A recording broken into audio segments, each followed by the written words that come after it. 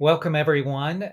The upcoming series that I'd like to share with you is on the topic of employee surveys and all the elements associated with determining why you should conduct a survey at all, how you should go about doing it, and also how you should deliver the results. That's the simplified version, but there's a lot of moving parts associated with employee surveys. In fact, for that matter, let's talk about in this first session what you even want to call your survey. I'm referring to it as employee surveys, and I'll continue to use that term throughout this four-part series. First, let's start with why we conduct surveys at all. And let me give you some examples of what we even mean when we say surveys.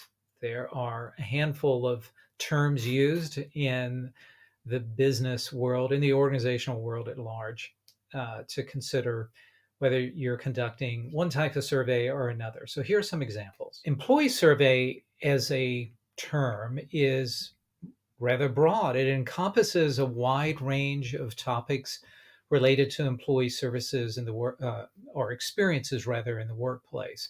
Things such as their level of satisfaction, the extent to which they're engaged in their work and their relationship to the company, the extent to which their opinions can be raised and heard, the extent to which they enjoy the work environment that's provided to them in order for them to go about their day to day work.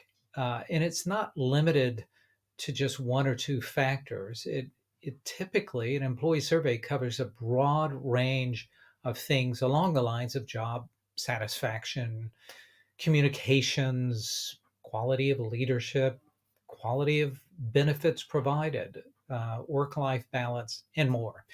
So, employee surveys as a term is often the most comprehensive way to describe this endeavor. Now, there's also the term of culture surveys, and there's value in doing the work of culture surveys. I find that for some employees, even to receive a survey entitled Culture Survey, that may be a bit of a head scratcher. But the reason why some companies use this could be because they've put a lot of emphasis on building out their culture, of giving it a name, of giving it a definition. And so culture surveys may not be that unusual for employees when they are on the receiving end of a culture survey. Usually, those types of surveys are delving into things such as the company values, its norms, behaviors, beliefs,